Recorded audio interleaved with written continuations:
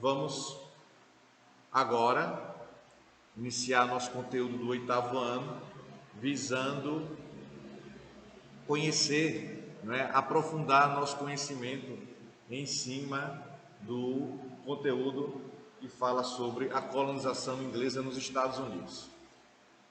Eu já abordei essa colonização, esse tema. No entanto, eu acredito que é necessário reforçar essa explicação. Esse conteúdo tem a ver com situações históricas vivenciadas pela Inglaterra há um bom tempo atrás, historicamente falando. Nós estamos aqui no século XVIII, mas essas situações, elas são oriundas lá do século XIX. Em que, muito bem, em que a reforma religiosa, a reforma anglicana que ocorreu na Inglaterra, ela teve uma característica de excluir as outras religiões e, consequentemente, outras pessoas que defendiam, que eram defensores fiéis de outras denominações religiosas, essas pessoas poderiam fatalmente passar por perseguições. Então, essas perseguições dependeriam muito de quê? De quem estivesse governando o Brasil, de quem estivesse governando a Inglaterra. Porque se fosse um rei católico, que foi que eu já falei, ele iria perseguir os protestantes. Se fosse um protestante, iria perseguir os católicos. Mediante isso, a situação ficou muito difícil, a perseguição aumentou. E dentro dessa reforma religiosa, a gente não pode esquecer quem? Isso, a gente não pode esquecer um rei que foi o rei inglês que deu o pontapé inicial na reforma. Quem foi ele? Isso, muito bem, meus queridos, foi Henrique VIII, o rei da Inglaterra. Por que, professor? Foi exatamente ele. Ele tinha uma situação que ele ficava preocupado, constrangido pelo fato de não ter nenhum herdeiro homem. Isso deixava muito chateado, muito preocupado.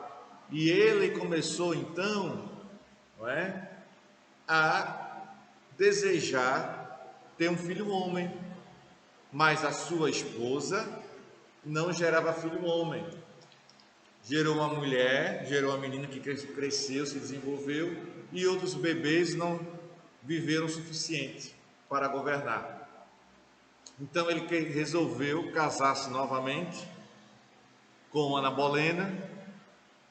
E nesse casamento, ele foi dizer à Igreja Católica que queria casar-se novamente, e a Igreja Católica disse: nanani, naná, aqui não, violão, não vai poder casar. Aquela visão que se tem dentro da Igreja Católica, que casou uma vez, o que o homem uniu, atenção aí, o que o homem uniu, que Deus uniu, o homem não separa. E a partir dessa situação, ele estava impossibilitado de contrair um novo matrimônio, ou seja, ele estava impossibilitado de casar-se novamente.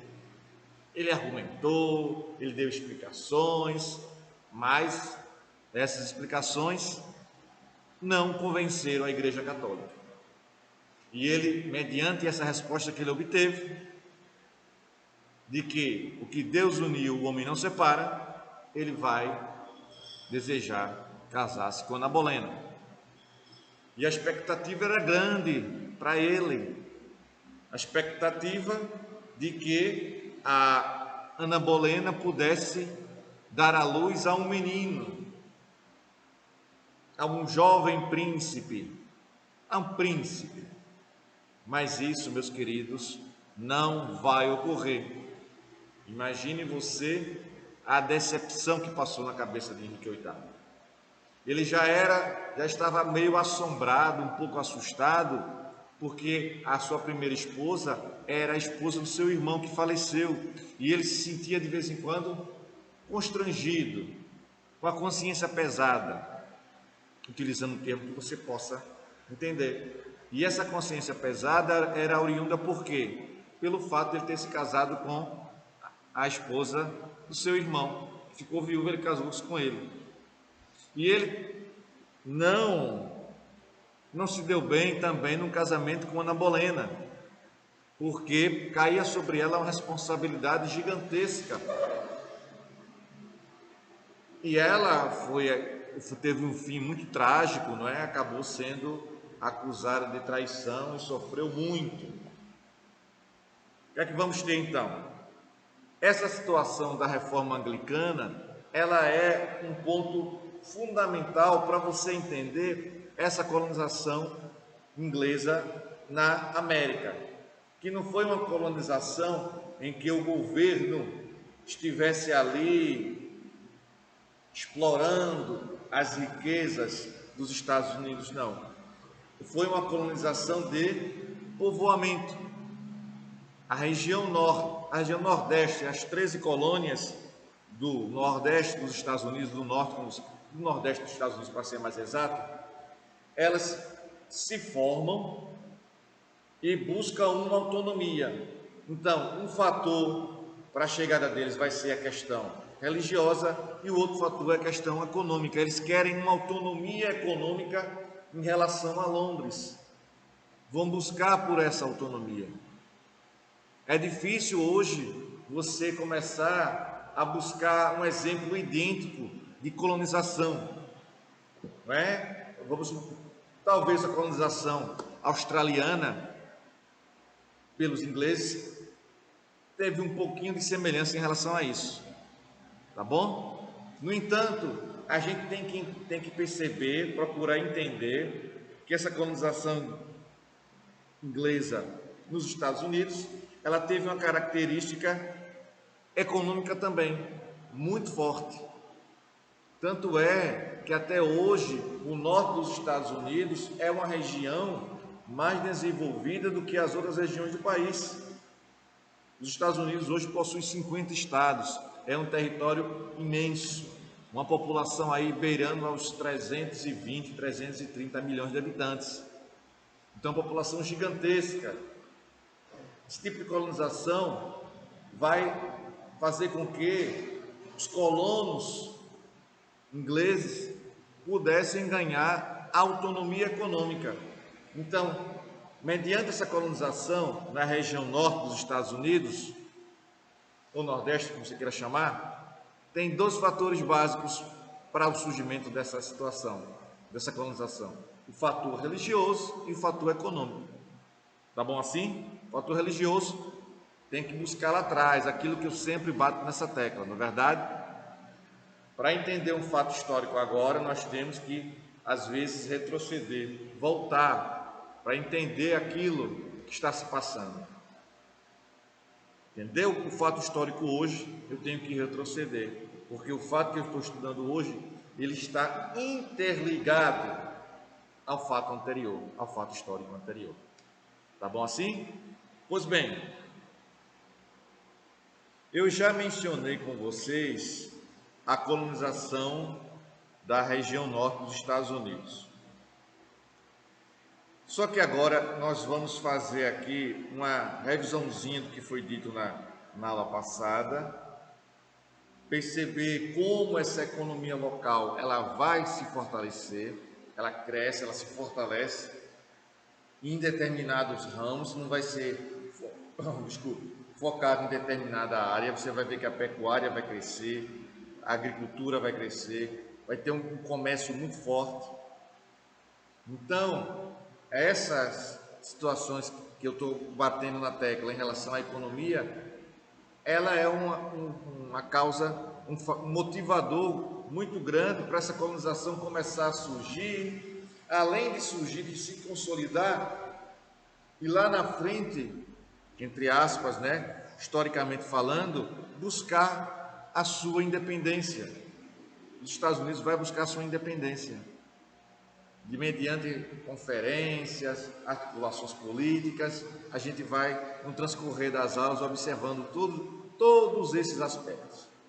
tá bom? Então, eu já fiz um passeio aqui na página 56 em relação a essas questões econômicas que as 13 colônias do norte vão começar a apresentar. Eu vou passar por aqui e vou avançando em direção à colonização inglesa, agora não só na região norte dos Estados Unidos, mas também na região sul, tá bom? E na região central também. Vamos fazer realmente um passeio pela composição geográfica dos Estados Unidos e a partir daí depreender, compreender como acontecia todos esses estágios evolutivos do ponto de vista econômico dentro dos Estados Unidos, tá bom? Olha aqui, página 56, uma revisãozinha rápida, tá certo? Isso, muito bem, viu? Parabéns, continue assim. Diz assim, ó, anos mais tarde, surgiram outras atividades econômicas que fortaleceram a economia local. A pecuária de gado bovino e ovino, muito em função da carne, do leite e da gordura animal, foi largamente praticada. A pesca também foi bastante desenvolvida. A produção manufatureira, estruturada com mão de obra especializada em matéria-prima em grande quantidade, começou, olha aí, essa estrutura toda aqui, ó, de pesca, de produção, de pecuária, mão de obra especializada e matéria-prima, começou a dar uma característica industrial à região norte, que formou uma sociedade com pouca mobilidade. Aí eu quero ver agora, quem lembra do que eu falei, não é? Lá no 6º ano, na construção da pirâmide social da civilização egípcia, e aqui a gente percebe, não é? Que existe mobilidade, ou seja, se ele começou como camponês, ele pode sair de camponês para comerciante, diferentemente do que acontecia na sociedade egípcia. A sociedade egípcia estava estruturada e sem mobilidade social. Sem mobilidade. Aqui não. Isso é em termos de comparação, viu? Presta atenção no que eu estou falando aí.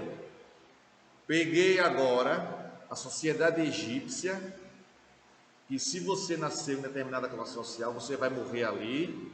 E agora peguei a sociedade norte-americana, sociedade americana aqui, num período bem depois, já no século XVIII, e estou dizendo aqui, estou afirmando categoricamente que havia mobilidade, ou seja, você poderia sair de uma classe social e ir migrando para outra superior à sua, você não ficaria estagnado, não. Aqui na sociedade americana você poderia crescer, você poderia se desenvolver. Captaram a mensagem? Muito bem. Com pouca mobilidade. Nesse momento, com pouca mobilidade.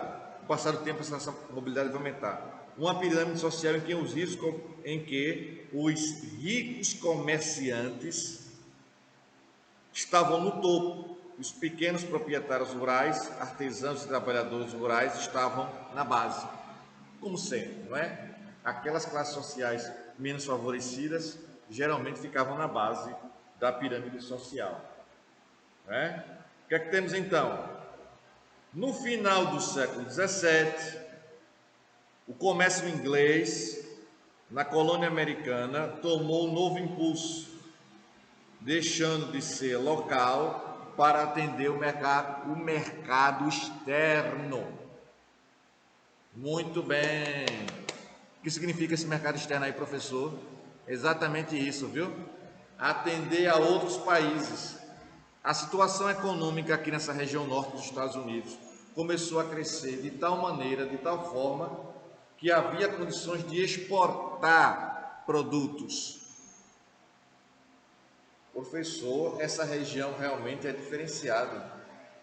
É, uma região de um país que não tem independência ainda, já está começando a exportar produtos, significa que é uma região que tende a ficar muito próspera, enriquecer, trazer muito desenvolvimento para os Estados Unidos. Exatamente isso, meu querido e minha querida, exatamente isso. Mercado externo. Tinha como rota principal o próprio Oceano Atlântico. O litoral norte dos Estados Unidos reunia as condições necessárias para o comércio mercantil.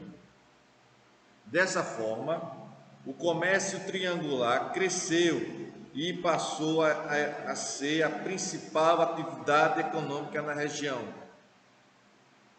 Existiam 3 polos, já estou saindo da página 56, estou indo para 57. Existiam 3 polos, não é?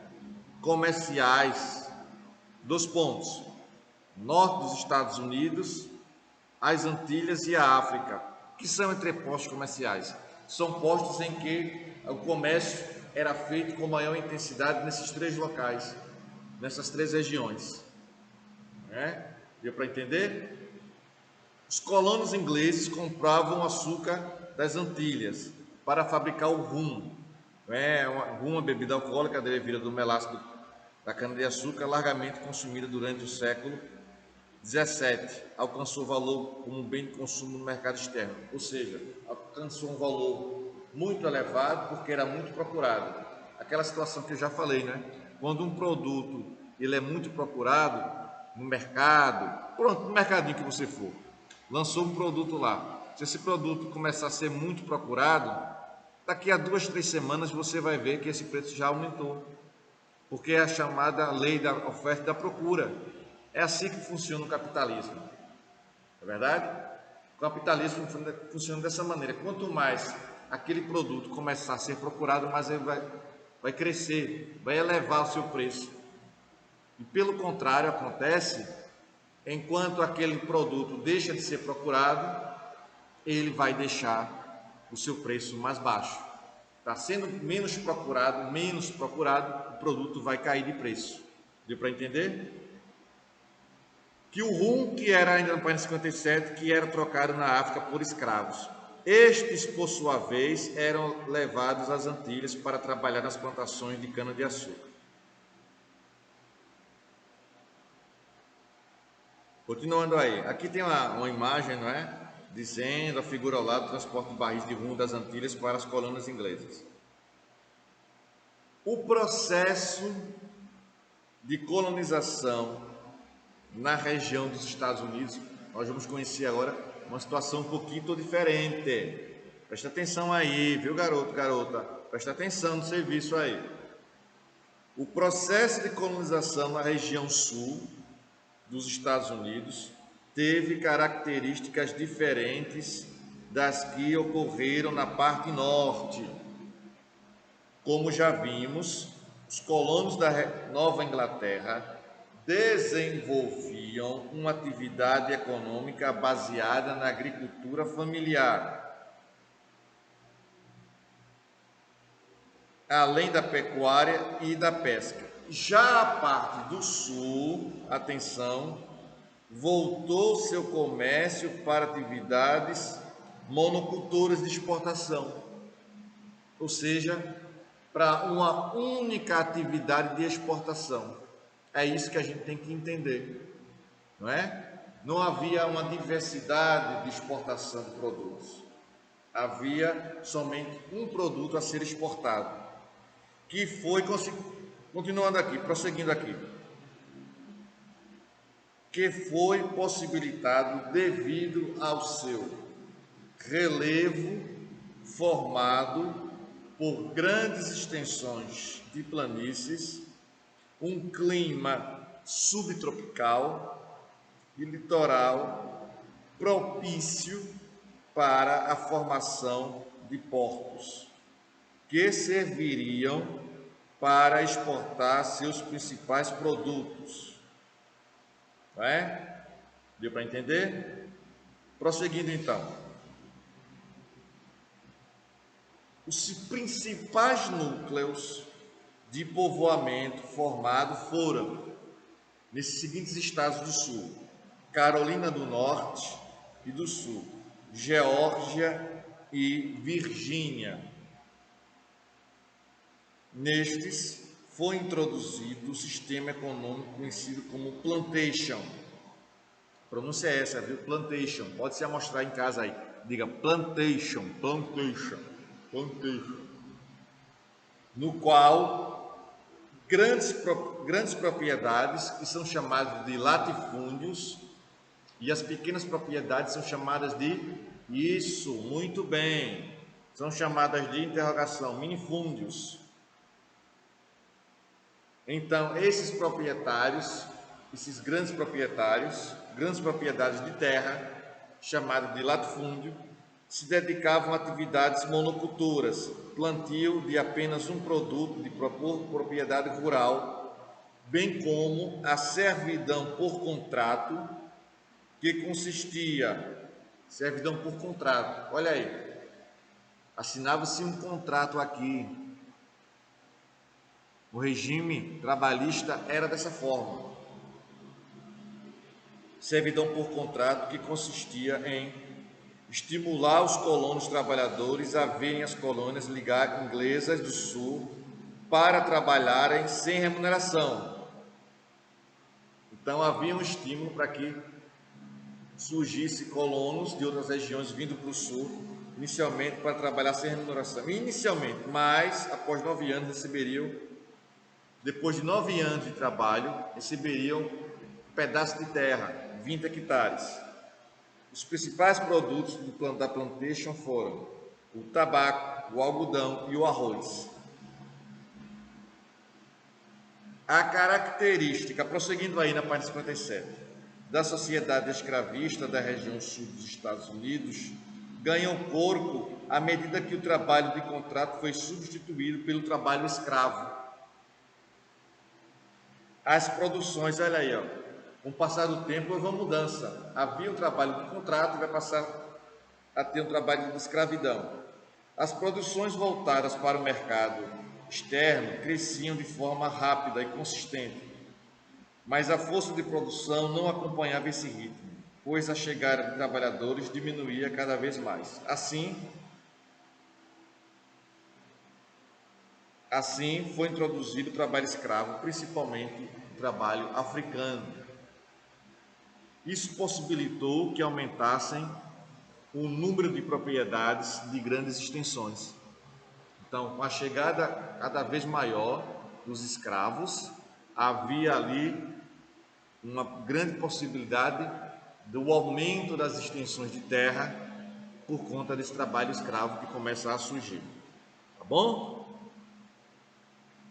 A sociedade passou a se apresentar como escravista, hierárquica sem mobilidade social. Hierarquizada, cada um com seu cargo, com seus níveis de funções. A hierarquia, aquele superior vai mandar no que está inferior do ponto de vista social. Então, isso aí é uma sociedade hierarquizada. E sem mobilidade significa o quê? Não havia mobilidade social. Na sociedade da região sul dos Estados Unidos, você nasceu camponês, você vai morrer camponês. Né? Atenção aí, prosseguindo a página 58 agora. Os fazendeiros, acompanha aí, presta atenção no serviço. Os fazendeiros ricos controlavam a política e a economia, enquanto os pequenos proprietários lutavam para não serem engolidos pela aristocracia rural. Olha aí, enquanto os pequenos proprietários lutavam para serem engolidos pela aristocracia rural, lutavam para não serem engolidos pela aristocracia rural. Na base produtiva estavam justamente os escravos, que não tinham direitos políticos e econômicos. Dessa forma, o preconceito racial cresceu bastante na região sul, onde os negros sofriam as maiores humilhações. tem uma série de matérias, filmes e reportagens que tratam desse tema dentro dos Estados Unidos.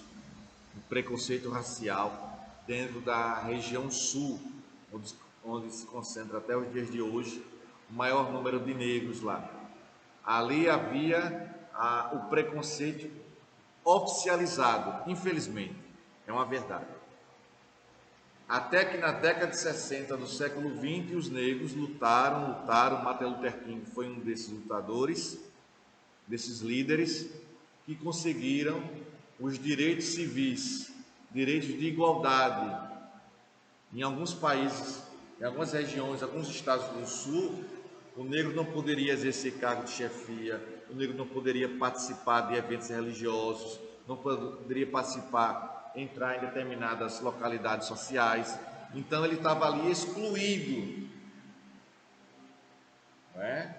Tem alguns filmes que deixam essa situação bem clara do ponto de vista histórico, do ponto de vista sociológico, mas em algumas situações tem algumas cenas fortes, não é? Algumas cenas muito fortes que vocês não podem assistir ainda, daqui a alguns anos poderão. Avançando aqui, nós chegamos a esse subtítulo na página 26 que fala sobre a colonização inglesa na região central dos Estados Unidos. Tá bom? Acompanhe comigo a leitura aí.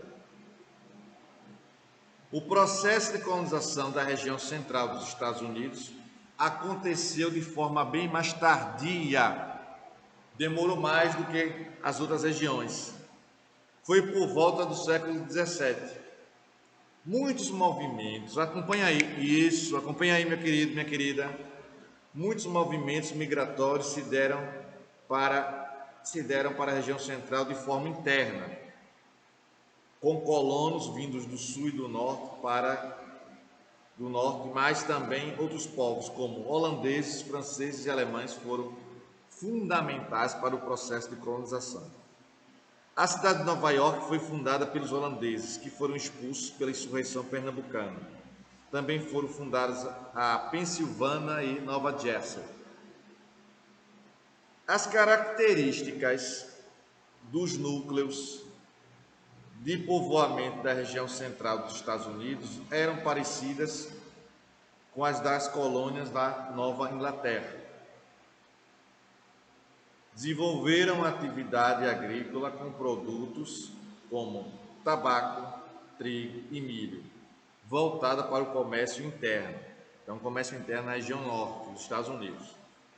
O que fortaleceu a economia, fazendo surgir grandes centros urbanos, cosmopolitas. Cosmopolitas aqui tem um trecho aqui, um link que vai explicar aqui para você. O termo define a cidade que admira vários países e culturas diferentes, né?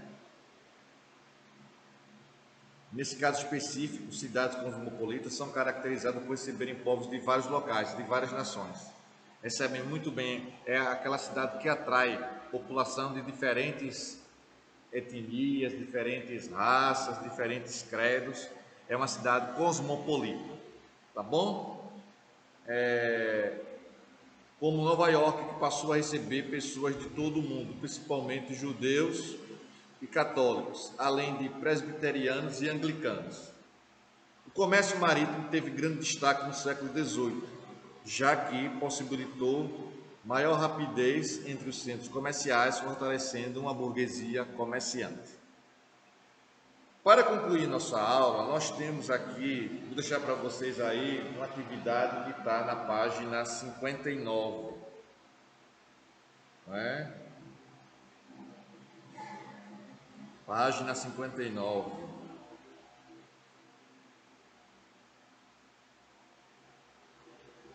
Então, essa atividade eu vou deixar para que vocês façam ela em casa, tá bom? Vou fazer somente a letra A. Diz assim: a colonização